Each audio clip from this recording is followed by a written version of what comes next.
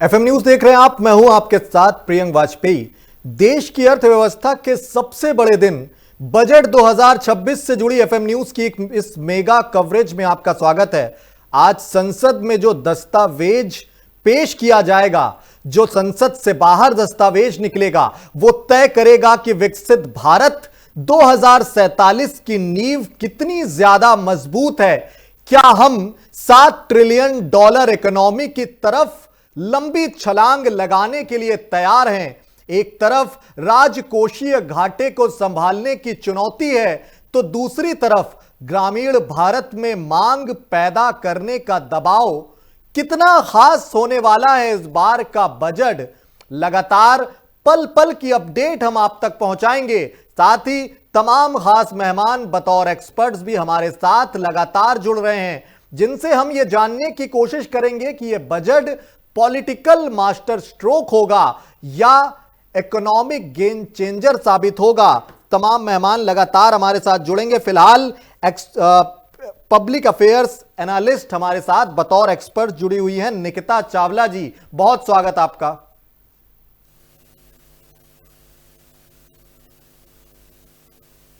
जी, सबसे पहले तो निकिता जी आप यही बताइए कि इस बार के बजट से जुड़े क्या वो तथ्य हैं जो इस बार सरकार और आम जन के लिए खास होंगे।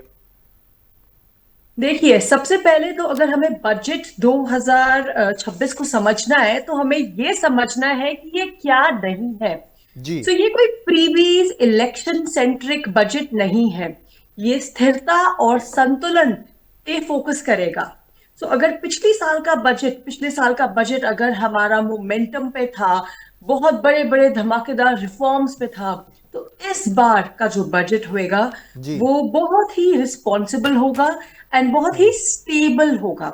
मेरे को ऐसा लगता है that this is the way. Like पिछले साल हमने एक नींव रखी, इस बार हम उस पर एक स्ट्रक्चर, एक ठोस स्ट्रक्चर बनाएंगे। तो बहुत ही बोरिंग से सिंपल से रिफॉर्म्स होंगे, बहुत आउटस्टैंडिंग नहीं होंगे, लेकिन ये सबसे ज्यादा जरूरी है। आत्मनिर्भर भारत 2.0 पे फोकस होगा, जी। ईवी पे फोकस होगा, इंसेंटिव ज्यादा होंगे, आयुष्मान भारत और किसानों के लिए भी कुछ इंसेंटिव्स हो सकते हैं। काफी सारी चीजें हैं मिक्स में। Stability is the new growth strategy. Budget का इम्पैक्ट इमीडिएट नहीं होगा, तुरंत नहीं मिलेगा, लॉन्ग टर्म होता हुआ आपको नजर आएगा। कैपेक्स पर भी ध्यान होगा, लेकिन कंटिन्यूटी के माध्यम से। कैपेक्स का मतलब सिर्फ रोड्स, रेलवेज, इंफ्रास्ट्रक्चर नहीं है। इसका मतलब है कि एक डिमांड क्रिएट करना ताकि प्राइवेट इन्वेस्टमेंट आ सके। आप देखिएगा कि ये बजट बहुत ही धीमी रफ्तार से आगे बढ़ता हुआ आपको नजर आएगा एंड एक्सपेरिमेंट्स नहीं किए जाएंगे, क्योंकि बहुत जरूरी है कि हम अपनी इकोनॉमी को स्ट्रॉन्ग करें और एक विकसित भारत की ओर बढ़े। ठीक है निकिता जी। राजेश पेन्नुली जी मशहूर अर्थशास्त्री हैं, तमाम अर्थशास्त्र से जुड़े तमाम जो है मुद्दे उन पर एक बेबाक वक्तव्य के लिए जाने भी जाते हैं। राजेश जी बहुत स्वागत आपका। और बताइए सर कि इस बार का जो बजट है सिर्फ आंकड़ों की बाजीगरी होगा या फिर आम आदमी की जेब में इस बार वाकई कुछ पैसा बचने वाला है इस बजट की पेशकश के बाद? देखिए, आम आदमी के पैसा बचने वाले की बात तो अब हो ही नहीं रही है। अब तो पैसा खर्च करने की बात हो रही है। अब तो जो बजट है, चाहे आप इनकम टैक्स में जिस ढंग के बदलाव किए जा रहे हैं वो लगातार ये किए जा रहे हैं कि आप एक्सपेंडिचर बढ़ाएं, क्योंकि जब आप एक्सपेंडिचर बढ़ाएंगे तभी इकोनॉमिक आपकी जो है रोटेशन पे आएगी, पैसा फंड मार्केट में आएगा, तो इंडस्ट्री चलेगी, इंडस्ट्री चलेगी तो फिर वापस सैलरी और दूसरे माध्यम से, वेजेस के माध्यम से फिर वापस जनता के पास आएगा, जनता फिर वापस उसको इन्वेस्ट करेगी। तो एक बात तो हमें समझ के चलें कि कहीं ना कहीं से एक्सपेंडिचर करने की बात ज्यादा होगी इंस्टेड ऑफ होल्ड करने की। हाँ, होल्ड करने की या बचत करने की बात करें तो एसआईपी और दूसरे तरीके की बात करें जहां आपका कॉन्फिडेंस लेवल हाई हो और इन्वेस्टमेंट आपका आम आदमी इन्वेस्टमेंट करता रहे और अपने जो मार्केट, जो हम अभी तक क्या होता था, बड़ा ज्यादा डिपेंडेंट रहते थे फाइनेंशियल, फॉरेन फाइनेंशियल इंस्टीट्यूशन और दूसरे फाइनेंशियल इंस्टीट्यूशन पे। अब वो कहीं ना कहीं से आम जनता के जो फंड है वो एसआईपी और दूसरे तरीके से जो म्यूचुअल फंड के माध्यम से शेयर मार्केट से होता हुआ इंडस्ट्री के पास पहुंच रहा है। नंबर एक बात। दूसरी बात आ जाती है कि आम बचत आम आदमी के जेब में ज्यादा जाएगा, तो मुझे लगता है कि लगातार जो इकोनॉमी, जिस ढंग से हमारी जीडीपी बढ़ रही है, और दूसरी भी लगातार सरकार की कोशिश चल रही है कि फर्क जो इंडिविजुअल इनकम है, जो डिस्पैरिटी है, कि कुछ लोगों के पास ज्यादा धन है, कुछ लोगों के पास बहुत कम धन है, और जी। कम धन वाले लोग 70-80% है, ज्यादा धन वाले लोग 20-30% ही है। तो किसी ढंग से वो समानता लाई जाए, तो जो कम पैसे वाले लोग हैं या कम इनकम वाले लोग हैं, उनकी इनकम बढ़ाने के साधन भी किए जाए, उनकी इनकम बढ़े, चाहे वो स्वरोजगार से बढ़े, चाहे दूसरे माध्यमों से बढ़े, चाहे आप स्टार्टअप और ये सब चीजें आप सुन रहे हैं। अब जैसे अब सबसे बड़ी बात है, माननीय मोदी जी का लगातार चल रहा है वोकल फॉर लोकल, तो वो उनका भी है कि वोकल फॉर लोकल। तो इन सब चीजों को फंड ज्यादा दे करके वो आपकी इनकम बढ़ाएंगे, मतलब आम जनता की इनकम बढ़ाएंगे। तो इनकम जब ज्यादा बढ़ेगी तो आप एक्सपेंडिचर बढ़ाएंगे। तो इनकम बढ़ाने की बात हो रही है, लेकिन इस तरह के भी जो है विपक्ष के तमाम वो इस तरह के दावे करते हैं कि जो मध्यम वर्ग है, पिछले बजट की अगर बात की जाए, मध्यम वर्ग को जिस तरह से नजरअंदाज किया गया था और मध्यम वर्ग को जो निराशा हाथ लगी थी, इस बार मध्यम वर्ग से जुड़े लोगों के लिए कुछ राहत होगी। देखिए, मुझे नहीं लगता कि मध्यम वर्ग को कोई ज्यादा बहुत ऐसी कोई निराशा की बात करे, चाहे जीएसटी रिफॉर्म की बात करे। लगा इस टाइम जीएसटी रिफॉर्म करके मध्यम वर्ग के जो उनके जो जरूरत की चीजें हैं, उनको जो नॉर्मल यूजेज की चीजें हैं, उनको काफी कम किया गया, लग्जरी आइटम पे बढ़ा दिया गया, तो बैलेंस करके किया गया। और डिस्पाइट ऑफ ये सारी एक्सरसाइज करने के बावजूद, इतने फ्रीवीज देने के बावजूद, सरकार की जो रेवेन्यू है, सरकार ने अपनी रेवेन्यू भी इंटैक्ट रखी है। मतलब जीएसटी का जो रेवेन्यू कम नहीं हुआ, उसको कहीं ना कहीं से उसको बचा करके रखा। तो सरकार बड़े तरीके से बैलेंस करके चल रही है। दूसरी बात, अब हम आ जाए कि अब न्यू रेजिम में टैक्स के रेजिम की बात करें, इनकम टैक्स की बात कर ले, तो उसमें भी 12 लाख तक की थी, और पुराने ओल्ड रेजिम को अभी तक हटाया नहीं है। किसी को लगता है कि हमें ओल्ड रेजिम में कोई बेनिफिट मिलता है, तो वो भी कहीं हटाया नहीं गया। तो आपको दोनों, मतलब 12 लाख रुपए तक की इनकम अगर आपको टैक्स फ्री दी जा रही है, तो मुझे जो आपकी जो चीजें इनकम पे जो टैक्स लगता था वो आपका खत्म किया जा रहा था, इसका मतलब आपकी इनकम बढ़ रही है। Now you are have a free hand कि उसको कहाँ इन्वेस्ट करें, अपने बैंकों में रखें, शेयर मार्केट में लगाएं, सोना खरीदें, चांदी खरीदें, घर में रखें, बैंक में रखें, फिक्स डिपॉजिट में रखें। आपको एक ऑप्शन दिया जा रहा है, आप दूसरे इंस्ट्रूमेंट में किस में लगाना चाहते हो। आपको ये नहीं कहा जा सकता कि मिडिल साइज के मिडिल क्लास है, उनके बारे में कुछ नहीं, निराशा लगी। मुझे लगता है वो आर्टिफिशियल निराशा लगी, क्योंकि अल्टीमेटली तो देखिए गेन हुआ है, और आगे भी मुझे लगता है उस ढंग की चीजें गेन होती रहेगी। लेकिन आप इस बात सोचिए कि फिर से कोई बहुत ज्यादा ड्रास्टिक चेंजेस होने वाला है, कोई बहुत ज्यादा स्लैब बढ़ने वाला है, वो सब मुझे नहीं लगता।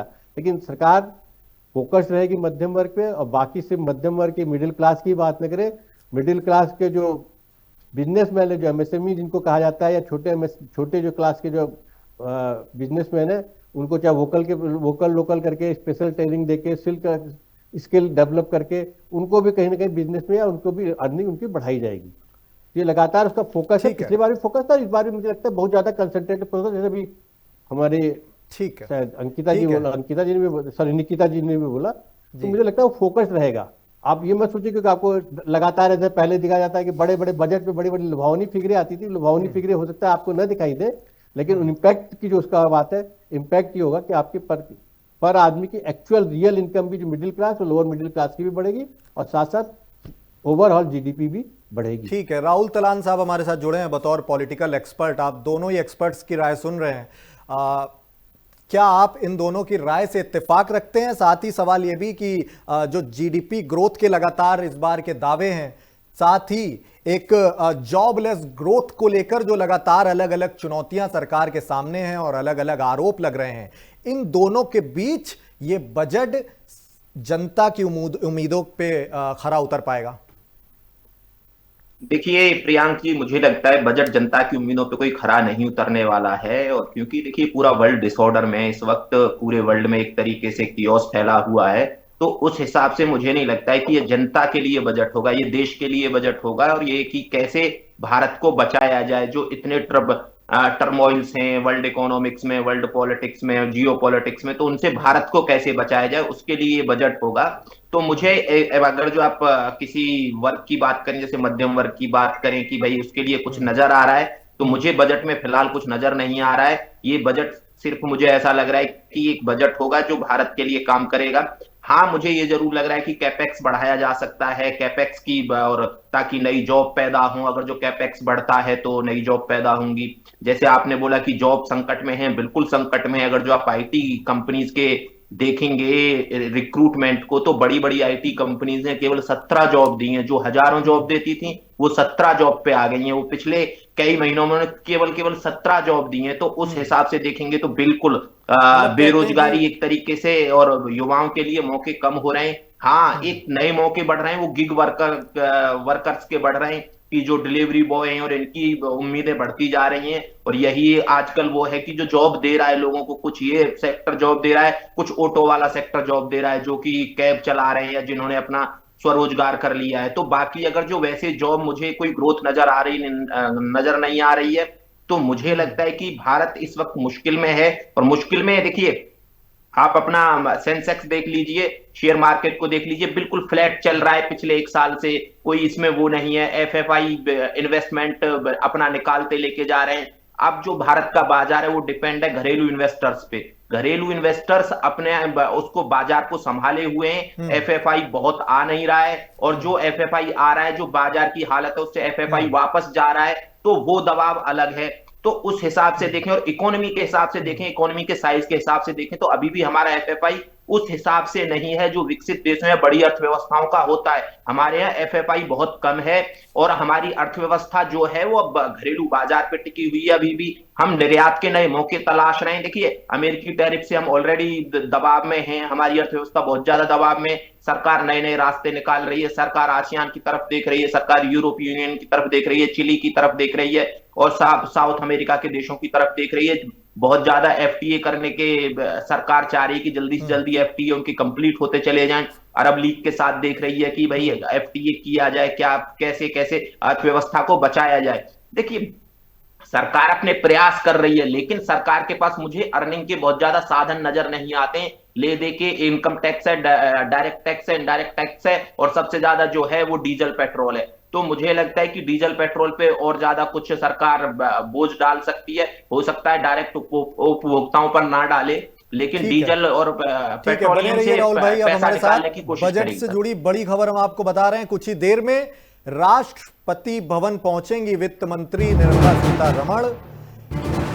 कुछ ही देर बाद कैबिनेट बैठक होगी। वित्त मंत्रालय से निकल चुकी है निर्मला सीतारमण, राष्ट्रपति से मिलने के लिए रवाना हुई हैं। कुछ ही देर में राष्ट्रपति भवन पहुंचेंगी निर्मला सीतारमण। देश भर की नजरें आज के बजट पर टिकी हुई हैं। कुछ ही देर में राष्ट्रपति भवन में मौजूद रहेंगी निर्मला सीतारमण। निकिता जी हमारे साथ जुड़ी हुई हैं। जैसा कि अभी राहुल तलान जी ने बताया कि इस बार का बजट जो है वो आम जन के लिए नहीं, तमाम जो राष्ट्रीय नीतियां हैं उसको प्रभावित करने के लिहाज से होगा। क्या आप इस बात से इत्तेफाक रखती हैं? साथ ही इस बार जो ग्रामीण भारत में जो बढ़ती बेरोजगारी है लगातार, और जो अलग अलग सरकारी आंकड़े सामने आते रहते हैं, उसके लिए सिर्फ ये जो सरकार की मुफ्त राशन योजना है, सरकार सिर्फ इस पर ही निर्भर है, या कोई और आपके नजरिए से नया रोड मैप होना चाहिए ग्रामीण क्षेत्रों में बढ़ती बेरोजगारी के लिहाज से? देखिए, जैसे ओके, मैं एक एक करके सारे जवाब देती हूँ। जैसे सब कह रहे हैं they are not very optimistic about the budget. जी, मैं मानती हूँ रोजमर्रे की चीजों में हमें बहुत ज्यादा रिलीफ चाहिए मिडिल क्लास को। एंड अगर आप देखें, प्यास से ज्यादा आंसू एलपीजी के सिलेंडर ने दिलवाए होंगे इस पूरे साल महिलाओं को। सो इन्फ्लेशन है, ये कह देना कि सरकार बैलेंस बना के चल रही है, मिडिल क्लास तक बहुत फायदे पहुंच रहे हैं, ये सच नहीं है। बिकॉज इन्फ्लेशन उतनी ही तेजी से बढ़ रहा है। सो बहुत जरूरी है कि हम लोग मिडिल क्लास के लिए कुछ करें, क्योंकि उनकी स्पेंडिंग इकोनॉमी का बैकबोन है। सो अगर मिडिल क्लास के पास कुछ सेविंग्स आएंगी, उनके हाथ में कुछ डिस्पोजेबल इनकम आएगी, तो इकोनॉमी का पहिया अपने आप घूमेगा। ये हम कैसे कर सकते हैं? पहली चीज है कि सरकार को ना एक साफ साफ फैसला लेना पड़ेगा ओल्ड टैक्स रिजीम और न्यू टैक्स रिजीम के बीच में। ये दो नैयों में पैर रख के जो हम सवार कर रहे हैं ना, ये बहुत देर तक चल नहीं सकता। हमें नई टैक्स रिजीम को और आकर्षक बनाना पड़ेगा। ठीक है, मानती हूं कि जो हमारी पुरानी टैक्स रिजीम है उसके कुछ फायदे थे, बट हमें नई वाली में अभी यू नो आसान है बट छूट नहीं है। हमारी टैक्स फाइलिंग भी कोई आसान नहीं है, पेपर वर्क बहुत है, और जो जीएसटी के रिफंड है वो भी कोई टाइम से आते नहीं है। सो बहुत सारे जो ये टेक्निकल गैप्स हैं ये सरकार को खुद ही करनी होंगी। तो जो हमारा स्टैंडर्ड डिडक्शन है, इसको अगर हम 75,000 से 1 लाख तक ले जाएं, तो 13 लाख तक की सैलरी जो होती है एक सैलरीड एम्प्लॉय की, उस पे उसको रिलीफ मिल सकती है, उसके पैसे बच सकते हैं।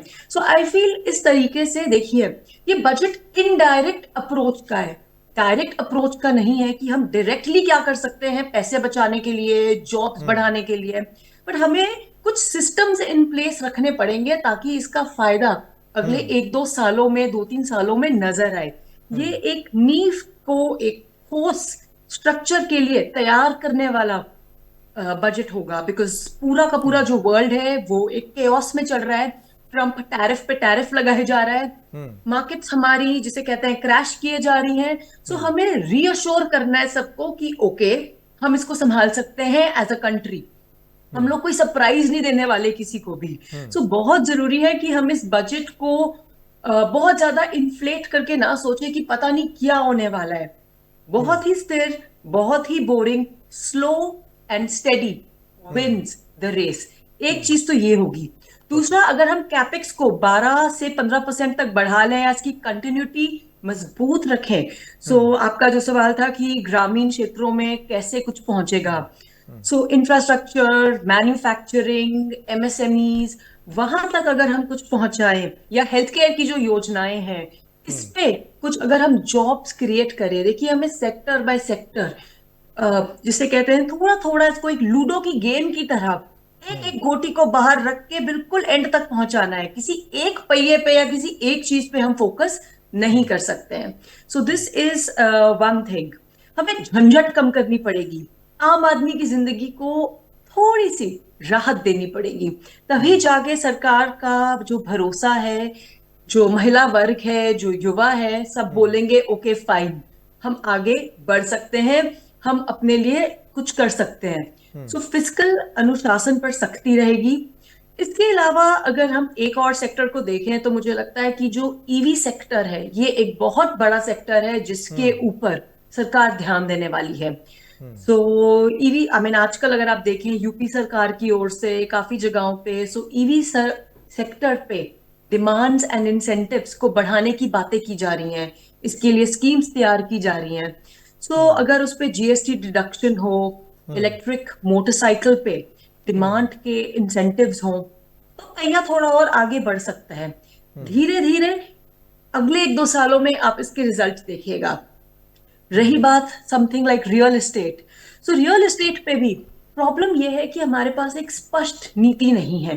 कभी कुछ कभी कुछ, आपने खुद ही देखा होगा अभी नोएडा हाउसिंग को लेके इतनी सारी चीजें जो हो रही हैं, अफोर्डेबल हाउसिंग हो, रियल एस्टेट को एक इंडस्ट्री स्टेटस अगर मिल जाए, या इनपुट टैक्स क्रेडिट, या सिंगल विंडो क्लियरेंस पे कोई और स्पष्ट नीति हो, सो अगर हमें क्लैरिटी मिल जाए सरकार से तो पहिया ज्यादा जल्दी आगे चलेगा इकोनॉमी का। जी फोकस राजेश्वर कुछ जी, ऐसा होगा। तमाम अहम बातें अभी निकिता जी ने कही। न्यू टैक्स रिजीम को लेकर भी वक्तव्य पेश किया। न्यू टैक्स रिजीम को लेकर तमाम पॉलिटिकल दावे इस तरह के भी रहते हैं कि जो नए टैक्स रिजीम को थोप कर सरकार जो है आम जन में जो बचत की आदत है वो खत्म कर रही है। इस तरह के दावों और आरोपों को आप किस तरह से देखते हैं राजेश्वर जी? देखिए, अब न्यू टैक्स रिजीम की बात करें, मुझे लगता है कि हम फैक्चुअल स्टैटिकल डाटा देखें। ऑडियो अनम्यूट कीजिए राजेश्वर जी, फिर अपनी बात रखिए। अनम्यूट है सर, अनम्यूट आवाज आ रही है? हमारी तरफ से अनम्यूट है। आवाज आ रही क्या? सुन पा रहे हैं आप राजेश्वर जी? आवाज पहुंच रही है? मैं आपकी बात तो सुन पा रहा हूं, लेकिन मेरी आवाज कहिए कहिए, आवाज आ रही है आपकी, कहिए। आ रही है ना? जी जी। देखिए, जो हम जो न्यू टैक्स रिजीम की बात में ठीक है, परसेप्शन बना हुआ है, लेकिन आप अगर स्टैटिकल डाटा देखें तो न्यू टैक्स रिजीम में जाने वाले लोगों की संख्या ज्यादा है, क्योंकि वो बहुत पुराने तरीके के मुकाबले कम्बरसम कम है। क्योंकि अब जो नए युवा हैं वो सीधे चाहते हैं कि पैसे उनके पास आए, वो अपने हिसाब से खर्च करें और अपने हिसाब से उसका इस्तेमाल करें। जहां पर समझ में आता है और जिस ढंग से उनकी कार्यशैली होगी या उनका लाइफ स्टाइल होगा, उस लाइफ स्टाइल को जीने के उसमें रहते। ओल्ड रिजीम में जो था, आपको आपके ऊपर बर्डन था कि आप ये चीज करोगे तो then you will get the benefit. तो कुछ लोग अभी ओल्ड रिजीम में, लेकिन स्लोली ग्रेजुअली आप देख रहे हो कि न्यू रिजीम में जाने वाले लोग ज्यादा है, और अभी ओल्ड रिजीम हटाया भी नहीं गया है।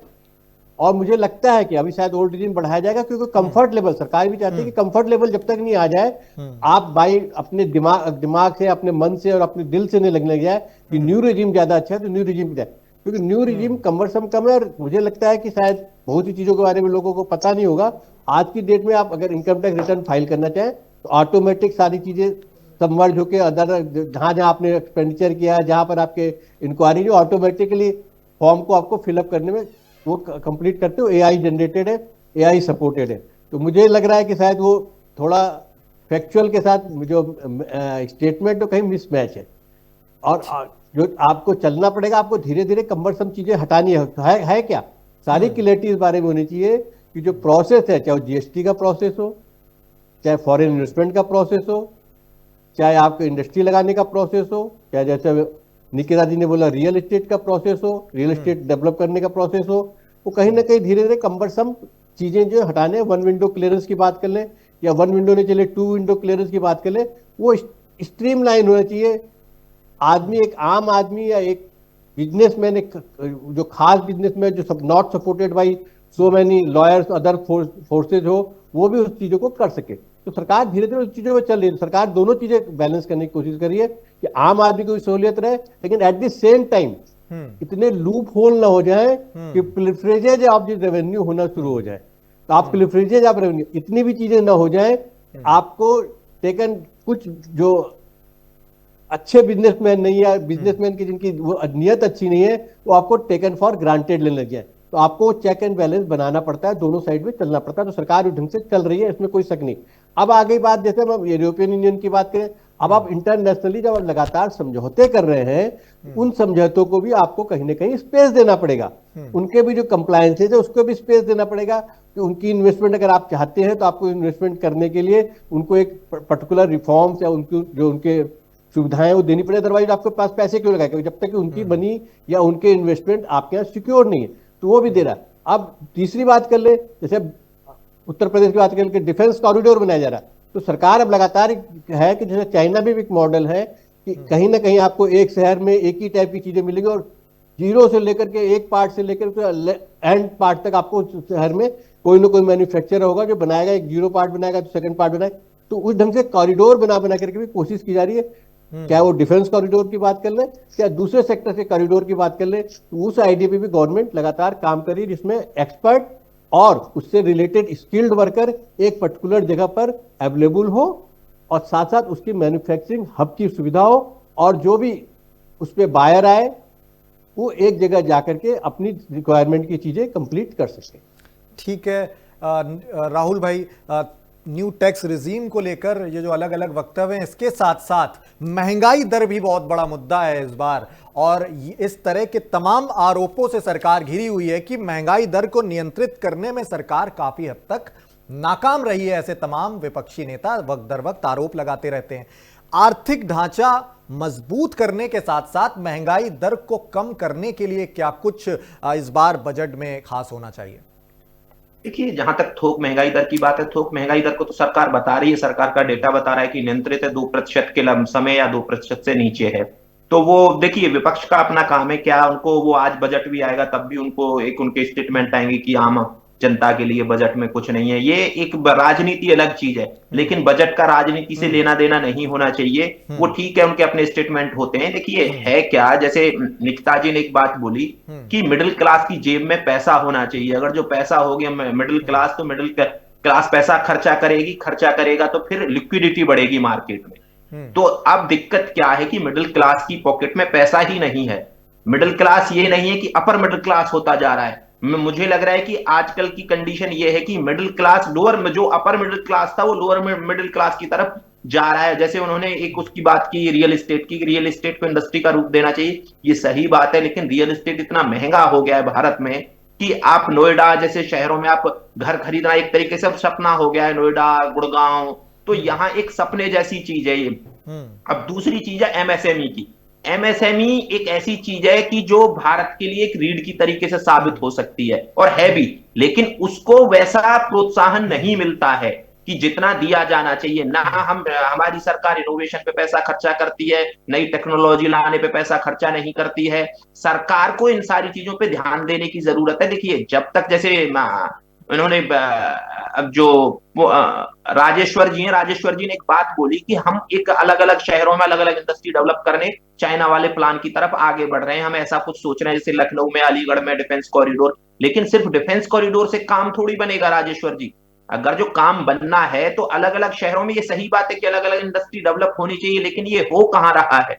देखिए, ये सिर्फ और सिर्फ जैसे अगर जो आप इधर देख लें, जो चारों महानगर हैं हमारे, तो वहां लोग बहुत ज्यादा लोगों का पलायन होता है, लेकिन उनके आसपास का, जैसे अब आप उत्तर प्रदेश की बात करते हैं हम, तो उत्तर प्रदेश के बहुत सारे इलाकों में कोई इंडस्ट्री नहीं है। जैसे कानपुर में इंडस्ट्री होती थी, वहां एकदम बर्बाद हो गया है कानपुर। फिर आगरा भी मुझे लगता है कि अब आगरा में वैसी इंडस्ट्री बची नहीं है। वो वन डिस्ट्रिक्ट वन प्रोडक्ट की बात तो होती है, लेकिन ऐसा नहीं है कि हम वहां कुछ झोंक रही हैं हमारी सरकारें कि वो चीजें बच जाएं। जैसे बुंदेलखंड है, बुंदेलखंड में क्या इंडस्ट्री है हमारे पास? वहां से इतना पलायन होता है दिल्ली, नोएडा और ये एनसीआर के लिए। तो हमें इन सारी चीजों पर भी फोकस करने की जरूरत है। और देखिए, हमें अगर जो वर्ल्ड सप्लाई चेन में हिस्सेदारी बनानी है तो देखिए, ये इकोनॉमी सिर्फ इन चीजों पे नहीं चलेगी कि भाई भारतीय जो इन्वेस्टर है वही इन्वेस्ट करता रहे, वही एसआईपी में और म्यूचुअल फंड में डालता रहे, फिर वो लोगों के पास पैसा, इन्वेस्टर के पास पैसा जाता रहे। इससे नहीं चलेगा भारत को फॉरेन इन्वेस्टमेंट चाहिए। अब फॉरेन इन्वेस्टमेंट कैसे आएगा? नई यूनिट चाहिए, नया रोजगार चाहिए, नई फैक्ट्री चाहिए। वो लगेगी राहुल कैसे? भाई, हमारे साथ एक बड़ी खबर आ रही है। गिरावट के साथ शेयर बाजार खुला है। सोने में 9,000 रुपए की गिरावट की खबर है। सोने की कीमत 1,40,000 रुपए प्रति 10 ग्राम आज की कीमत है। सोना चांदी आज भी लगातार गिरा है। चांदी के 17,000 रुपए गिरने की खबर है। पिछले 2 दिन से लगातार गिरावट की खबरें आ रही हैं। इसके पहले हमने देखा कि किस तरह सोने और चांदी में लगातार उछाल देखने को मिला। इस बीच आम जन के लिए ये राहत भरी खबर है। राहुल भाई, आप अपनी बात रख रहे थे, साथ ही इस बार निर्यात में गिरावट को लेकर भी बहुत सारी अलग अलग बातें हैं कि अलग अलग आंकड़ों को अगर हम देखें तो भारत के निर्यात में लगातार जो है वो गिरावट सामने आई है। इस बार के बजट में क्या कोई नया विजन सरकार का देखने को मिलेगा निर्यात में बढ़ोतरी के लिए? इस पर भी अपना वक्तव्य ऐड ऑन करें। देखिए, मुझे लगता है निर्यात में गिरावट 2 चीज से, एक तो जो टैरिफ वॉर है उसकी वजह से निर्यात में गिरावट है, दूसरा क्वालिटी ऑफ प्रोडक्ट से। आपको कॉम्पिटिट किससे करना है? चाइना से। चाइना आपसे सस्ता बना के मार्केट में बेचता है, और ये तो बिल्कुल सच्चाई है ना कि आपको कॉम्पिटिट चाइना से करना है, सप्लाई चेन में हिस्सेदारी बनानी है, तो नई टेक्नोलॉजी आपके यहाँ होनी चाहिए, नए इनोवेशन होने चाहिए, मशीनरी आपके यहाँ खुद बननी चाहिए प्रोडक्ट बनाने के लिए। और साथ ही साथ देखिए, जिस चीज पे हमारा किसी पे ध्यान नहीं जाता है, हमें कॉम्पिटिट चाइना से करना है, लेकिन जमीन बहुत महंगी बेचनी है। सरकारें, राज्य सरकारें, वो जमीन बेच के पैसा कमाना चाहती हैं। वो इतनी महंगी जमीनें बेचती हैं, अगर जो कोई नया यूथ उद्योग धंधा लगाने की कोशिश करे तो पहले ही उसकी वो सोच ही नहीं सकता है। फिर उसके अलावा बिजली इतनी महंगी है। चाइना से अगर जो आपको कॉम्पिटिट करना है तो चाइना की दर पे बिजली भी तो देनी पड़ेगी, लेकिन बिजली आप महंगी देंगे। तो ये एक तरीके से हम पता है एक दिवा स्वप्न से में जी रहे हैं। कंपटीशन हमारा चाइना से है, लेकिन हम चाइना जैसी चीजें सस्ती नहीं देंगे। अगर देखिए, सबसे बड़ी बात कि हमारे यहाँ कितने नए लोग, मैं आईटी वालों की, जैसे मैं उनकी बात नहीं कर रहा हूं जो यूनिकॉर्न बना रहे हैं। यूनिकॉर्न को छोड़ दीजिए, यूनिकॉर्न क्या है? यूनिकॉर्न बन रहे हैं कि भाई आप जैसे आपका जोमेटो है, आपका स्विगी है, ये यूनिकॉर्न, ऐसे यूनिकॉर्न को छोड़ दीजिए। मैं बोल रहा हूं ऐसे यूनिकॉर्न कहां है भारत में जो कोई मैन्युफैक्चरिंग करते हो? मैन्युफैक्चरिंग सेक्टर में भारत में यूनिकॉर्न क्यों नहीं बन पा रहे हैं? इस पे भी तो हमारे सवाल है ना। हमारी आबादी इतनी बड़ी है कि कोई कुछ भी वो खरीदना शुरू कर दें तो स्विगी और जोमेटो या ब्लिंकिट से तो यूनिकॉर्न ऐसे ही बन जाता है। अगर जो 1-2-3 करोड़ ऐप डाउनलोड हो जाए किसी के तो वो वैसे यूनिकॉर्न बन जाता है। बिल्कुल। तो सवाल ये है कि हम जहां जिस चीज पे हमें काम करना चाहिए, मैन्युफैक्चरिंग में हमारे यहाँ काम क्यों नहीं होता है, क्यों नहीं कर रहा है कोई? उसके रीजन बहुत सारे हैं। एक तो जमीन इतनी महंगी है कि आपको लगाने से पहले आपके पसीने छूट जाएंगे जमीन खरीदने में, फिर आपको इंडस्ट्री लगाने के लिए पैसा नहीं बचेगा, फिर एम्प्लॉय को देने के लिए, फिर इनोवेशन और मशीनरी के लिए। तो सरकार को जहां हेल्प करनी चाहिए, आपको लड़ाई लड़नी है चाइना से, सप्लाई चेन में हिस्सेदारी क्रिएट करनी है, लेकिन आप वहां कुछ काम ही नहीं कर रहे हो। सरकार, अब आप नोएडा में कोई भी उद्योग धंधा लगाने के लिए जमीन खरीद सकते हैं? नहीं खरीद सकते हैं। तो आपको या तो कोई बड़ा पैसे वाला जो ऑलरेडी बहुत जिसके पास पैसे हैं वो लगाए तो ठीक है, नहीं कोई युवा लगाने की कोशिश करे छोटी मोटी इंडस्ट्री, तो उसको बड़ा होने में वो बूढ़ा हो जाएगा इस देश में। तो सवाल ये है कि आपको लड़ाई लड़नी है तो आपको ऐसे लोग पैदा करने होंगे, ऐसी पॉलिसीज बनानी होंगी कि जल्दी से आपके यहां बड़े मैन्युफैक्चरिंग वाले बिजनेसमैन, बड़े बड़े बिजनेसमैन बने, ताकि आप सप्लाई चेन में आपकी हिस्सेदारी क्रिएट हो जाए। नहीं तो ये जो इकोनॉमी की भाई हम 20 ट्रिलियन डॉलर की इकोनॉमी बनेंगे, पहले 5 ट्रिलियन की बनेंगे, ये सपने जैसा चीज है। बगैर मैन्युफैक्चरिंग के आप 20 ट्रिलियन या 10 ट्रिलियन या 15 ट्रिलियन डॉलर की इकोनॉमी नहीं बन सकते हैं। बिल्कुल। और इस बार मांग ये भी है जो पेट्रोल डीजल को जीएसटी के दायरे में लाया जाए, ये भी बहुत ज्यादा मांग उठ रही है। क्या इस बार के बजट में हिम्मत दिखा पाएगी सरकार की पेट्रोल डीजल को भी जीएसटी के दायरे में ले आया जाए?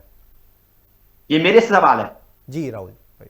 देखिए, मुझे लगता है बिल्कुल नहीं लेके आएगी। एकमात्र साधन है जो पैसे, जिसपे सरकार कभी भी अपने टैक्सेस बढ़ा के और पैसे कमा सकती है। तो सरकारों को भी पता है, ये सिर्फ एक सरकार की बात नहीं, राज्य सरकारों को भी पता है कि भाई इससे हमारी अर्निंग होती है। जो फ्री बिल चल रहा है देश में, उसके लिए पैसे कहां से आएंगे ये बताइए ना। उसके लिए भी तो पैसे चाहिए सरकारों को। जो सरकार, जब चुनाव होते हैं अचानक से ये महिला सम्मान निधि, लाड़की बहना योजना, इनके लिए पैसे कहां से आएंगे? इनके लिए पैसे ये फ्री डीजल पेट्रोल ही तो, ये जो डीजल पेट्रोल पे जो टैक्स बढ़ा के लिए जाते हैं वही तो इकट्ठा कर रहा है। आप उसको भी बोल रहे हैं कि सरकार उसको जीएसटी में ले आए, जीएसटी के दायरे में ले आई, तो राज्य सरकारों के पास इनकम का साधन नहीं रहेगा। तो भारत की सरकार को अपनी कमाई के साधन और जब क्रिएट हो जाएंगे तब जीएसटी में लेके आएगी इसको, और अभी वो साधन क्रिएट हो नहीं रहे। वो साधन तब क्रिएट होंगे जब नए नए बिजनेसमैन पैदा होंगे, और बिजनेसमैन तब पैदा होंगे जब सरकार अच्छी पॉलिसी बनाएगी। अभी वहां बहुत सारे लेके, अभी जैसे हमारे लिए देखिए, जो हम इकोनॉमी की बात करते हैं ना कि 4 ट्रिलियन डॉलर की इकोनॉमी हो गए, 4 ट्रिलियन डॉलर की इकोनॉमी हम उसकी वजह से हो गई, हमारी आबादी है, मध्यम वर्ग ठीक ठाक है, वो मेहनत कर रहा है दिन रात कमाई के लिए, और फिर कमा के पैसे को खर्चा करता है, तो लिक्विडिटी मार्केट में है, तो तब हम 4 ट्रिलियन डॉलर की इकोनॉमी बनते हैं। बाकी हमारे यहाँ देखें तो जो अभी भी अमीर और गरीब वाली खाई है प्रियांक जी, वो लगातार बढ़ती जा रही है। उसको पाटने के लिए भी तो सरकार को कुछ सोचना होगा कि इसको कैसे पाटे। उसको पाटने के लिए भी हमारी सरकार के पास कोई विजन नहीं है।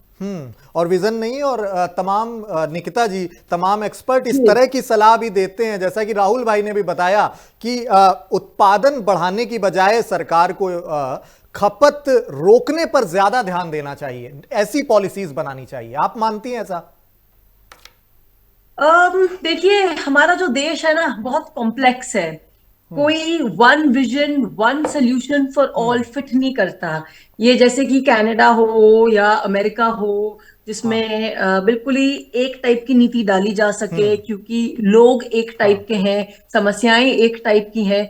एक ही टाइप की दुकानों से आप शॉपिंग भी करने जाइएगा ना, तो अगर आपको एक तेल खरीदना हो, 10 वैरायटी मिल जाएंगे 10 प्राइस रेंज में, उसी एक सरसों के तेल के या उसी एक घी के। क्योंकि इतने लोग, इतने अलग अलग टाइप के बजट, अलग अलग वर्ग की अलग अलग परेशानियां, फिर कास्ट सिस्टम हमारा अलग चलता है, हमारे यहाँ अलग राजनीति है। सो ऊपर से जैसा इन्होंने भी बोला, right, new India and Bharat बहुत डिवाइड है रूरल एंड अर्बन के बीच में। तो इसको गैप को ब्रिज करने में ही हम एक विजन से नहीं बढ़ सकते, और ये एक दिन की सफाई नहीं है, एक दिन का या एक बजट का काम नहीं है। इसको फेजेस में करना पड़ेगा, तोड़ तोड़ के करना पड़ेगा, तभी हम आगे बढ़ सकते हैं। सो ये कह देना एज अ ब्लैंकेट स्टेटमेंट कि हम बस ये कर देंगे तो ये हो जाएगा, ये कर देंगे तो ये हो जाएगा, ऐसे नहीं है। हमारे देश में, जैसे मैंने पहले भी कहा, एक स्पष्ट नीति नहीं है, हर चीज में लूपहोल है। लेकिन वेकिन किंतु परंतु से ही ये देश चलता है। आधे लॉयर्स की फीस चलती है, सीएस का धंधा चलता है, क्योंकि इतने लूप होल्स हैं। तो एक आम आदमी तो वैसे ही परेशान हो जाता है जब उसको पेपर वर्क करना होता है, उसके रिफंड टाइम पे नहीं आते हैं, उसकी टैक्स फाइलिंग कहने को एआई जेनरेटेड है, कॉम्प्लिकेटेड भी है। अब बाकी देशों से कंपेयर कीजिए तो कोई भी चीज हमारे देश में सिंपल नहीं है। प्राइवेट फंडिंग, इन्वेस्टर्स, एफडीआई क्यों नहीं आना चाहता हमारे देश में? अब बात कीजिए, रीजन बड़ा सिंपल है, ईज ऑफ बिजनेस। इसीलिए अगर आप थोड़े लेवल्स पे भी देखिए, रियल एस्टेट की अगर बात हो जाए, सो जो सॉरी, तो जितने भी इन्वेस्टर्स हैं दे आर ट्राइंग, अगर आप न्यूज को फॉलो करें तो देखिएगा कि ये लोग बाहर जा रहे हैं, दुबई में इन्वेस्टमेंट कर रहे हैं, गोल्डन वीजा के पीछे मरे मरे जा रहे हैं, कहते हैं कि हम लोग बाहर पैसा लगाएंगे, सिंगापुर भेजेंगे, अब्रॉड जाएंगे, माल्टा जाएंगे, पर देश में नहीं रहेंगे। तो देश से किसी के पास भी अगर थोड़े ज्यादा पैसे आ जाते हैं, वो कहता है हमें देश छोड़ के जाना है, हमें यहाँ नहीं रहना, क्योंकि ईज ऑफ बिजनेस नहीं है। सो आई फील सबसे बड़ी परेशानी ये है। यस, अगर हमें मैन्युफैक्चरिंग में compete करना है, तो अगर बात करें, जैसा इन्होंने भी कहा था, अगर हम बात करें कंपेटिटिव अगर होना है, कंपटीशन चाइना से, कंपैरिजन उनसे, बट लैंड के प्राइसेस इतने महंगे कि आप बिल्कुल मैनहट्टन से कंपेयर कर सकते हैं। गुड़गांव आके देख लीजिए, नोएडा जाइए, बॉम्बे जाइए, सो कहीं ना कहीं एक पैरिटी नहीं है। बिजली के प्राइसेस, लैंड के प्राइसेस इतने महंगे, और कह रहे हैं युवा को जाओ इंडस्ट्री लगाओ। सो वो बेचारा युवा जो जाके एक ब्राइब देनी पड़ती है उसको अपनी एक नॉर्मल सी एक स्टार्टअप को सेटअप करने के लिए। ठीक है निकिता जी, बने रहिए। एक बड़ी खबर हम आपको बता रहे हैं, वित्त मंत्री ने राष्ट्रपति को बजट की कॉपी सौंपी है। राष्ट्रपति से मुलाकात की है वित्त मंत्री निर्मला सीतारमण ने। वित्त मंत्री ने राष्ट्रपति को बजट की कॉपी सौंपी है और करीब 10:15 बजे कैबिनेट बजट को मंजूरी देगी। इस वक्त की बड़ी खबर हम आपको बता रहे हैं। निकिता जी, चूंकि आप महिला हैं और एक महिला के तौर पर बतौर एक्सपर्ट हमारे साथ जुड़ी हुई हैं, आपसे ये सवाल सबसे ज्यादा पूछना वाजिब होगा। जेंडर बजटिंग को लेकर भी बहुत सारे इस बार वक्तव्य पेश किए जा रहे हैं। महिला सुरक्षा और उनके आर्थिक सशक्तिकरण को लेकर जेंडर बजटिंग में क्या बदलाव जरूरी हैं? देखिए, सबसे पहले तो बहुत जरूरी है, हमें ये नहीं भूलना चाहिए कि जो महिला वर्ग है that is 50%, 50% of our population. हम उन्हें इग्नोर नहीं कर सकते। अगर आपको उनका सपोर्ट चाहिए, समर्थन चाहिए, उनके वोट्स चाहिए, उनसे लोकप्रियता चाहिए, तो बहुत जरूरी है कि हम महिला वर्ग पे ध्यान दें। और ऑफ कोर्स सरकार देती है, बहुत सारी स्कीम्स हैं औरतों के लिए, बच्चियों के लिए, उनको समक्ष बनाने के लिए, उनको बिल्कुल स्ट्रॉन्ग बनाने के लिए।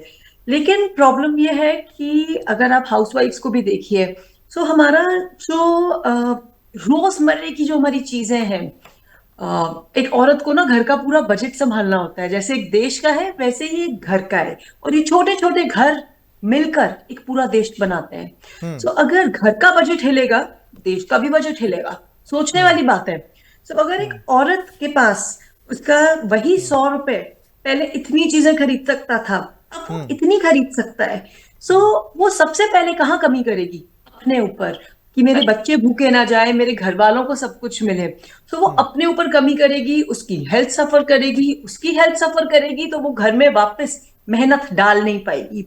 तो बहुत जरूरी है कि हम औरतों के लिए कुछ स्कीम सोचें। वैसे स्कीम्स हैं, बट उसका बजट, उसका जो दायरा है वो बढ़ा दें।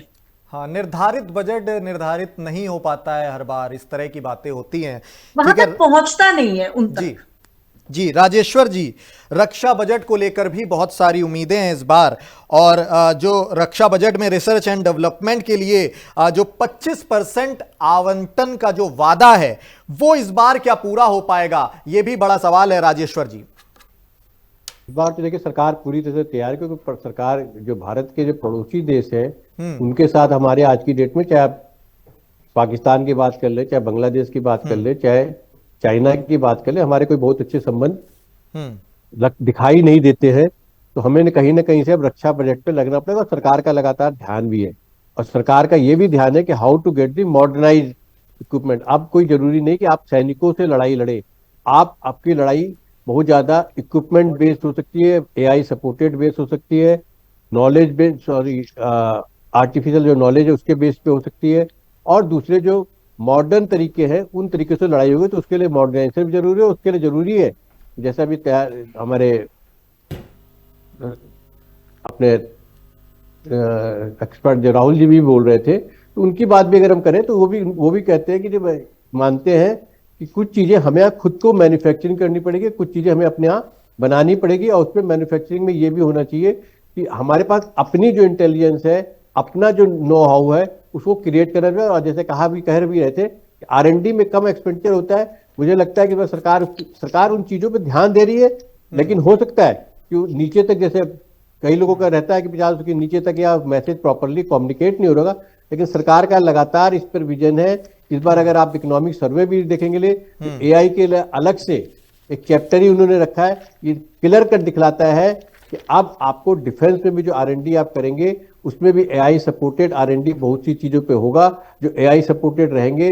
जो इक्विपमेंट, जो आपके इक्विपमेंट या जो वार इक्विपमेंट हम जिनको बोलते हैं, वो उससे चले। और चाहे अब हम इंडिया में जहाज बनाने की बात करें, चाहे हवाई जहाज बनाने की बात करें, चाहे मर्चेंट वार नेवी की बात, नेवी जो फाइट करने के लिए वार इक्विपमेंट बनाती है, उनके लिए वार इक्विपमेंट की जरूरत पड़ती है, उसकी बात करें तो सब चीजों में डेवलपमेंट होगा। डेवलपमेंट तभी होगा जब आप R&D में एक्सपेंडिचर बढ़ाएंगे और कहीं ना कहीं से दूसरी सपोर्ट लेकर के आएंगे। ठीक है मुझे राजेश्वर जी, लगता है कि इस पर ठीक है राजेश्वर जी, बने रहिए हमारे साथ। अनिल तिवारी जी भी जुड़े हुए हैं जी, दोबारा जोड़ने की कोशिश करेंगे अनिल तिवारी जी को। जी अपनी बात रखिए राजेश्वर जी।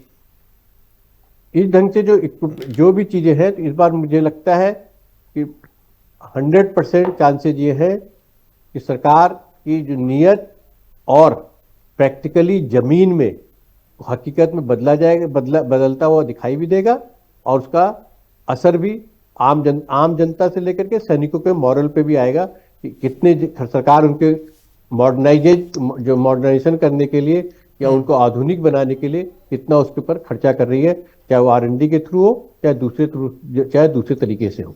ठीक है राहुल तलान जी, क्रिप्टो करेंसी को लेकर भी बहुत सारी बातें हैं। टैक्स, क्रिप्टो करेंसी के टैक्स और रेगुलेशन को लेकर अलग अलग लगातार वक्तव्य पेश किए जाते हैं। इसको लेकर क्या इस बार के बजट में सरकार को स्पष्ट नीति ला पाएगी? ये मुझे नहीं लगता है कि क्रिप्टो को अभी सरकार इतनी जल्दी मान्यता देने के मूड में है और क्रिप्टो के लिए वो एक पॉलिसी ला देगी। तो मुझे लगता नहीं है कि ऐसा कुछ होने वाला है। अभी भारत सरकार, मुझे इस पे वो लगता नहीं है कि पूरा जो सरकार है उसका एक मत है कि भाई क्रिप्टो को लेके आना चाहिए, क्रिप्टो को मान्यता देनी चाहिए। मान्यता देनी पड़ेगी सबसे पहले तो टैक्स के अंदर लाने के लिए, तो मान्यता देंगे तो फिर देखिए क्रिप्टो है क्या कि क्रिप्टो से तो बहुत सारी चीजें, जिस चीज पे आप रोक लगाने की कोशिश कर रहे हैं वही फिर शुरू हो जाएगा एक तरीके से। तो मुझे नहीं लगता है कि इतनी जल्दी उसको मान्यता मिलने वाली है। लेकिन जहां तक देखिए जैसे कि एक तो लगातार जैसे होम लोन की आपकी बात है कि होम लोन को लगातार होम लोन दिया जा रहा है, और उसके बाद भी और जो इसको थोड़ा सा एक जो मुझे प्रॉब्लम लगती है होम लोन में प्रियांक जी, कि एक तो होम लोन देने में बैंक बहुत आनाकानी करते हैं लोगों को, जबकि भारत में वैसा कुछ होने वाला नहीं है। जैसे 2008 में लेमन ब्रदर्स के साथ हुआ था, अमेरिका में हुआ था कि किसी को भी लोन दे दिया गया। तो भारत में एक तो लोन बहुत मुश्किल से मिलते हैं, और उस पे भी जब रिजर्व बैंक ने अपनी रेपो रेट लगातार कम करता जा रहा है, तो बैंक, जो भी बैंक हैं जिन्होंने होम लोन दे रखा है, उन्होंने लगातार, ऐसा नहीं है कि अपनी जो ब्याज दरें वो कम की हैं। ये मुझे लगता है कि ये दिल्ली NCR में रहने वाले या महानगरों में रहने वाले जिन्होंने लोन पे घर ले रखे हैं उनकी बड़ी समस्या होगी। तो यहाँ भी रेगुलेशन किए जाने की जरूरत है। बैंक जो है वो करते नहीं है, जैसे रेपो रेट कम हुई तत्काल में बैंक नहीं करते हैं, और उसको बहुत लंबा खींच के लेके जाते हैं। जब आप बैंक के पास जाते हैं कि भाई इतनी बार रेपो रेट कम हो चुका है और आपने हमारी ब्याज दरें कम नहीं की हैं, तो वो नहीं होता है, तब वो जाके वहां भी आनाकानी करते हैं प्राइवेट बैंक जो है। तो सरकार को इन सारी चीजों पे, छोटी छोटी चीजों पे ध्यान देने की जरूरत है कि छोटी छोटी चीजों से होता क्या है। जब भाई 50 पॉइंट बेसिस पॉइंट की कमी हुई रेपो रेट में, तो जो भी लोन है वो कम नहीं करेंगे, बिल्कुल नहीं करेंगे। जब आप जाएंगे उनके पास, मैनेजर से बैठेंगे, मैनेजर तब भी आनाकानी करेगा। तो इन सारी चीजों के लिए स्पष्टता की जरूरत है कि देखिए जब तक आप फाइनेंशियली स्पष्टता नहीं होगी आपके यहाँ, और थोड़ा भी घालमेल, जैसे लूप होल्स होंगे, उसके फायदे उठाए जाते हैं, हर कोई उसके फायदे उठाता है। तो अब बैंक भी, जो प्राइवेट बैंक है, वो लगातार इस चीज के फायदे उठाते हैं। तो यहां नियंत्रण किए जाने की जरूरत है। और दूसरी चीज देखिए है क्या कि जैसे मुझे जो सब बोल रहे हैं कि भाई आम नागरिक के लिए इस बजट में कुछ होने वाला नहीं है, तो ये तो सबको मानना है कि कुछ नहीं होने वाला है। हाँ, ये हो सकता है कि नई टैक्स रिजीम में जैसे कि 13 लाख तक की हो जाए, वो थोड़ा बढ़ा दिया जाए, उसको 13 लाख तक की छूट दे दी जाए कि भाई 13 लाख तक जीरो टैक्स स्लैब रहेगा। ये एक चीज हो सकती है, बाकी ऐसा कुछ बिल्कुल ऐसा मेरिकल नजर नहीं आ रहा है इस बजट में कि आम जनता खुश हो जाएगी। और आम जनता के लिए लगातार जीएसटी काउंसिल की बैठक होती रहती है और बीच बीच में वो वहां जो भी राहत है वो मिलती रहती है। लेकिन इस बजट से अब एक तरीके से ये हो गया है, देखिए जहां तक कैपिटल एक्सपेंडिचर जरूर बढ़ने वाला है, अगर जो ठीक है भारत को राहुल भाई। विकसित बनना है तो कैपिटल एक्सपेंडिचर बढ़ाना होगा, और सरकार उसको लगातार बढ़ा भी रही है। रक्षा बजट की बात थी, देखिए रक्षा बजट जरूर बढ़ाना पड़ेगा, क्योंकि इस वक्त ना पूरा वर्ल्ड कुछ नहीं पता है क्या होने वाला है, कब ईरान पे हमला हो जाए, कब रशिया और यूक्रेन वॉर से निकलेंगे, कब ताइवान पे हमला करेगा चाइना। और ये जब सारी सिचुएशन है तो आपका रक्षा बजट बढ़ना लाजमी है आपको। और ये इतना रक्षा बजट होना चाहिए कि आप अपने देश की सेना के मॉडर्नाइजेशन को लगातार चला के रखें, जो मॉडर्नाइजेशन हो रहा है, नए इक्विपमेंट खरीदते रहें, नई टेक्नोलॉजी में इन्वेस्टमेंट करते रहें। और जब एआई बेस, जब हमने अभी चाइना का एक वीडियो देखा कि कैसे उन्होंने जो हमने उनके रोबोट देखे कि वो कैसे निकल के सीधे ह्यूमनॉइड चलने लग जाते हैं, तो चाइना जब यहां पहुंच गया है तो हमारा पड़ोसी है, बिल्कुल बॉर्डर शेयर करते हैं हम लोग, और वो जानता है और भारत भी यही बात जानता है कि दो महाशक्तियां आपस में अगल बगल रहती हैं तो शांति बहुत दिन तक बनी नहीं रह सकती है। कंपटीशन लगातार है, वो हम पे अपने अपने प्रॉक्सी तैयार कर लेता है, कभी पाकिस्तान उसका प्रॉक्सी हो जाता है, आजकल बांग्लादेश उसका प्रॉक्सी बनने के चक्कर में हमें घेरा जा रहा है कि। और जब आप इकोनॉमिक तौर पे बड़े होने लगते हैं तो आपको सबसे पहले वही लोग घेरते हैं जिनसे आपका कंपटीशन है। तो चाइना हमें बहुत पहले से घेरने की शुरुआत कर चुका है, और इससे बचाने के लिए, किसी भी बड़ी इकोनॉमी को बचाने के लिए उसके पास मजबूत सेना होना बहुत जरूरी है। और यहां मेरी भी ये मांग है कि जो रक्षा बजट है उसमें उल्लेखनीय वृद्धि होनी चाहिए, क्योंकि इस वक्त हम खुद घिरे हुए हैं, सब जगह से घिरे हुए हैं। अब उस पे तो कोई दो राय नहीं है कि हम नहीं घिरे हुए हैं, हमें हर कोई, पाकिस्तान से हमारे, बांग्लादेश से हमारे इस वक्त क्या रिलेशन है, कुछ दिन पहले हमारे श्रीलंका से क्या रिलेशन थे, श्रीलंका में हब्बन टोटा में चाइना बैठा हुआ है, इधर चटगांव में चाइना आके बैठने की फिराक में, फिर इधर जिबूती में चाइना बैठा हुआ है, हिंद महासागर में हमको धीरे धीरे घेरता जा रहा है। तो उस सिचुएशन में हमें बहुत सारी चीजों को और अपने रक्षा बजट को बढ़ाना होगा। सरकार किस तरफ मुझे लग रहा है ध्यान देगी भी, आज वो पता भी चलेगा कि कितना हमारे रक्षा बजट में बढ़ोतरी होने वाली है। साथ ही साथ मॉडर्नाइजेशन, हम मॉडर्नाइजेशन में अभी भी चाइना से बहुत ज्यादा पीछे है। हमारा जो मिलिट्री मॉडर्नाइजेशन है वो चाइना से बहुत पीछे है, और हमें वहां बराबरी आने के लिए बहुत पैसा खर्चा करने की जरूरत है। वो ठीक है कि भारत की अभी उतनी कैपेसिटी नहीं है कि वो उतना चाइना के बराबर अपना रक्षा बजट को लेके जा पाए, ना हमारी इकोनॉमी उतनी बड़ी है, तो यहां भी हमें बहुत सारी चीजों पे खर्चा करने की जरूरत है। जी निकिता जी कुछ कहना चाह रही हैं? जी जी, देखिए जैसे अगर बात करें हम अपने रक्षा बजट की, तो हमारे जो नेबर्स हैं इतने अच्छे नहीं है हमारे। हम डिस्पाइट द फैक्ट कि हमने इनके लिए काफी कुछ किया हुआ है, चाहे वो मालदीव्स हो, चाहे वो श्रीलंका हो, नेपाल हो, हमने काफियों के लिए काफी कुछ किया हुआ है। उन्होंने कभी हमारी ना हमारा मान रखा। इनफैक्ट पाकिस्तान के पास ज्यादा दोस्त हैं देन अस टुडे। और हमारे नेबर्स बहुत अच्छे नहीं है, तो जाहिर सी बात है हमें अपने डिफेंस को मजबूत करना होगा। बट सैनिकों से ज्यादा हमें जरूरत है टेक्नोलॉजी पे फोकस करने की। जरूरत है कि हम डिफेंस का जो सामान है, उसका माल मत्ता है, अपने घर में बनाएं, बाहर से आउटसोर्स करके ना लाएं। ऑफ कोर्स तब तक करें जब तक खुद हम लोग आत्मनिर्भर नहीं बन जाते, but that is the whole point, आत्मनिर्भर बनना। और ये बात कह देना कि हर चीज में हम चाइना के साथ कंपीट करते रहेंगे, उसके साथ कंपैरिजन करते रहेंगे, ये बात सही नहीं है। हमें चाइना के साथ कंपीट करके एक और चाइना नहीं बनाना। हमें अपनी एक अलग आइडेंटिटी खड़ी करनी है, that we are Bharat. Nikita ji, ये हमारा देश है, ये हम है। निकिता जी, हम लोग उन दावों के बीच इस वक्त जी रहे हैं। हमने बहुत सारे स्किल इंडिया को लेकर भी बहुत सारे दावे सुने, और तथ्यात्मक तौर पर देखें तो वो स्किल इंडिया के सारे दावे फेलियर ही साबित हुए। इस बीच नई पॉलिसीज लाना बहुत ज्यादा जरूरी है। बिल्कुल, बेशक बेशक नई पॉलिसीज लाना बहुत जरूरी है। स्किल डेवलपमेंट पे ध्यान देना बहुत जरूरी है। युवा, हमारे यहाँ पे युवा की जो संख्या है वो बहुत ज्यादा है, तो उनको ये आश्वासन दिलाना कि उनके लिए भी उनकी सरकार कुछ कर रही है। उन तक भी कुछ पहुंचेगा टियर 2 एंड टियर 3 सिटीज में। स्पेशली बहुत जरूरी है कि वहां तक कुछ बेनिफिट्स पहुंचे। इनफैक्ट जो हमारी आयुष्मान भारत स्कीम है हेल्थ केयर के मामले में, उसका भी दायरा बढ़ा देना चाहिए। तो एक तरफ हो गए युवा, दूसरी तरफ हो गए सीनियर सिटीजन्स जो विरष्ट हैं, उनके लिए जो वो 5 लाख तक की जो सीमा है उसको हम बढ़ा सकते हैं इस बजट में, क्योंकि जो बहुत गंभीर डिजीजेस होती हैं उनके इलाज के लिए हमें कुछ थोड़ी जो मुफ्त वाला जो कंपोनेंट है वो बढ़ा देना चाहिए। जो लिमिट है 70 से उसको हम 65 तक या 60 तक ला सकते हैं ताकि उनकी भी हेल्प हो सके। सो एक एक इंसान से बना है भारत, एक एक वर्ग को कुछ ना कुछ बेनिफिट पहुंचाना ये हमारी सरकार का काम है। बेशक। ठीक है राजेश्वर जी, एक इन तमाम तथ्यों के बीच ये सवाल भी बहुत ज्यादा मौजूद है कि जो क्लाइमेट चेंज से इस बार जो आर्थिक नुकसान हो रहा है उसकी भरपाई के लिए भी एक डिजास्टर फंड होना चाहिए। क्या इस बार प्रस्तावित हो सकता है इस बार के बजट में? राजेश्वर जी देखिए, डिजास्टर फंड तो मुझे लगता है कि पहले से भी प्रस्तावित नहीं, पहले से भी ऑलरेडी है। मतलब ऐसा नहीं कि फंड हमारे पास है नहीं या फंड नहीं है। सफिशिएंट है कि नहीं सफिशिएंट, नंबर एक।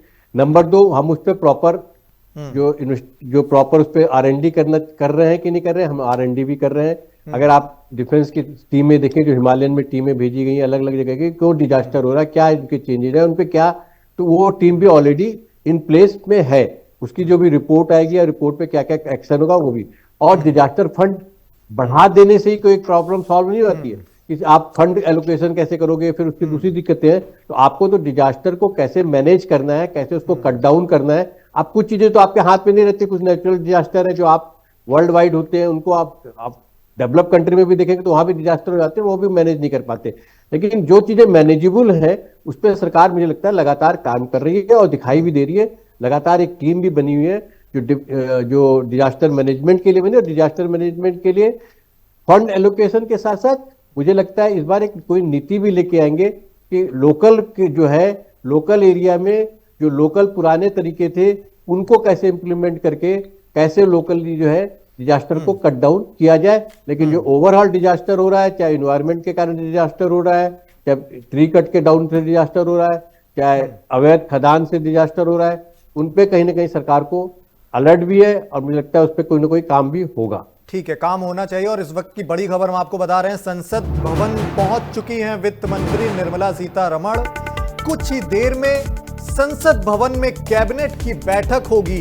गृह मंत्री अमित शाह भी संसद भवन पहुंच चुके हैं। कुछ ही देर में संसद भवन में कैबिनेट बैठक की शुरुआत होगी और उसके बाद बजट पेश होगा। पूरे देश की निगाहें जिस पर बनी हुई है। राहुल तलांग जी हमारे साथ लगातार जुड़े हुए हैं। राहुल जी, इस बार इस तथ्य पर भी बहुत ज्यादा पूरे देश की निगाहें हैं कि जो कौशल विकास को लेकर जो अभी बात हो रही थी कि तमाम जो पुराने दावे हैं वो पूरी तरीके से स्किल इंडिया के फेल हो चुके हैं। क्या संभावित वजह रह सकती हैं स्किल इंडिया के तमाम दावों के फेल होने की वजह से? और आपके नजरिए से, आपके एनालिसिस से, क्या कुछ नई पॉलिसीज स्किल इंडिया के तहत बनाई जानी चाहिए? राहुल तलांग जी। स्किल इंडिया बहुत अच्छी पहल थी, लेकिन उसमें इतना भ्रष्टाचार हुआ कि हर कोई सेंटर खोल के बैठ गया और फिर उसमें कोई स्किल डेवलपमेंट नहीं हुआ, सेल्फ डेवलपमेंट हुआ। तो यही एक वजह थी उसका कि भ्रष्टाचार बहुत बड़ा था उसमें, और जो भी उस टाइम के मिनिस्टर थे उन्होंने ध्यान नहीं दिया। तो ये एक तरीके से भारत में ये इसको बहुत जल्दी बनता है कि आप कोई भी योजना शुरू करेंगे उसमें सबसे पहले भ्रष्टाचार घर कर जाता है, और सरकार के पास ऐसा कोई फुल प्रूफ प्लान नहीं था कि भ्रष्टाचार से लड़ा कैसे जाए। तो जब तक कौशल विकास नहीं होगा तब तक आपको स्किल्ड वर्कर नहीं मिलेंगे, तब तक आप सप्लाई चेन में भी हिस्सेदारी नहीं। ये सब वहीं जाके जुड़ता है। देखिए, एक चीज हम भूल रहे हैं, डिजास्टर मैनेजमेंट की आपने बात की, डिजास्टर फंड की आपने बात की। जो सबसे बड़ा डिजास्टर है भारत में, प्रियांक जी, वो है पॉल्यूशन। उस पे कैसे लड़ेंगे हम? दिल्ली की हालत देख लीजिए, दिल्ली एनसीआर की हालत देख लीजिए, फिर मुंबई की, इवन मुंबई की भी हालत देख लीजिए, महानगरों की हालत देख लीजिए, जो छोटे छोटे अभी जो शहर बन रहे हैं उनकी हालत देख लीजिए। पूरा भारत पॉल्यूशन से ग्रसित है और सरकार के पास कोई रोड मैप नहीं है इससे लड़ा कैसे जाएगा। जहां के लोगों को साफ हवा ना मिलती हो, साफ पानी ना मिलता हो, तो फिर ये विकसित भारत का विजन भी एक तरीके से धुंधला है। जब आप फिर तो आप कितनी भी आयुष्मान योजना चलाते रहिए, आपके यहाँ लंग्स की बीमारी होती रहेंगी, छोटे बच्चों को होती रहेंगी, बड़े लोगों को होती रहेंगी, बुढ़ों को होती रहेंगी। तो ये जो सिचुएशन है उसमें आप बहुत सारा पैसा, जब आपकी हवा अच्छी है, पानी अच्छा है, तो आप बहुत सारी बीमारियों से ऐसे ही निजात पा ठीक है। जाते हैं और आपका बहुत सारा ठीक फंड है। बच जाता है। अब जो लोग उसमें नहीं आते हैं, जो आयुष्मान भारत जिनको कवर नहीं करती है, या जो बीमा भी नहीं ले पा रहे हैं, स्वास्थ्य बीमा भी नहीं ले पा रहे हैं, तो उस हिसाब से ठीक देखेंगे है राहुल जी, तो आप हमारा सभी मेहमान बहुत बने रहिए हमारे साथ, एक ब्रेक के लिए रुक रहे हैं, जल्द लौट रहे हैं।